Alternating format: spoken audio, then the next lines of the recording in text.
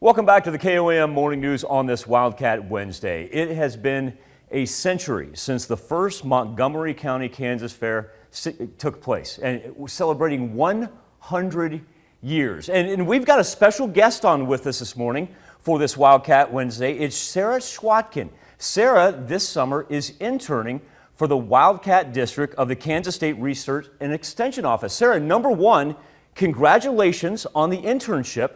Number two, I understand you're going to take me through what goes into judging clothing at a county fair, because we immediately think of livestock, we think horses, and when it comes to judging and whatnot, sometimes we forget about some of the finer aspects that you great 4-Hers learn during this process.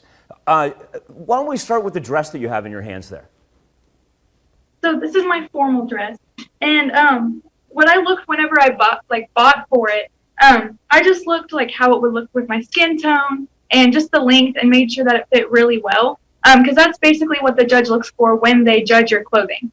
So what is the judging process like when it comes to the clothing aspect of it? Is there a question and answer format? Do you have to explain yourself in any means about why you made the decisions? What's it like being a participant? So you have a judging sheet, and basically that is where you put your price per wear, you put the description of your clothing, why you chose the clothing, where you would wear the clothing, and then the actual modeling, you put on your clothing, and then you go to the judge. They have you walk a couple steps, turn around, see, and make sure it fits everywhere correctly, and then they may ask you some more questions on why you picked your outfit. So this is something that you've taken part in the past, right? Yes. What are some of the tricks of the trade and tips that you've learned through being part of the 4-H clothing and the judging that you've been able to apply to your real life? Just basically pick casual clothing that you will wear like every day. Then the judges really like that, and they will give you a higher ribbon because you actually like what you're wearing.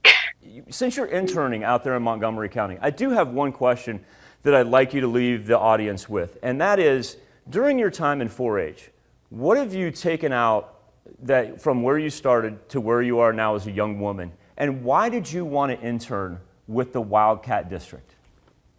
So I've been in 4-H since I was 7, the legal 4-H age, and I just love the responsibility it gives, the leadership, all of those aspects, and you also get to meet a lot of kids that you wouldn't regularly get to meet all around the county.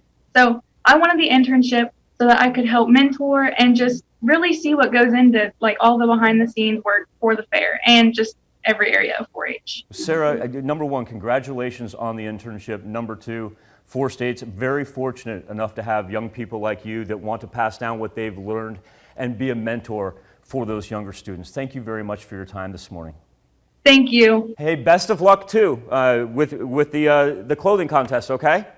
Thank you so much. All right, special thanks to Sarah Schwatkin. She is the intern out in Montgomery County for the Wildcat District. Right behind the camera, the wonderful Katie Townsend. Katie, thank you for your time. And if anybody has the opportunity, once again, I want to remind you that this is the Montgomery County Fair Edition 100. Congratulations to all of you out in MontGoCo. We'll be back with more KOAM Morning News right after this.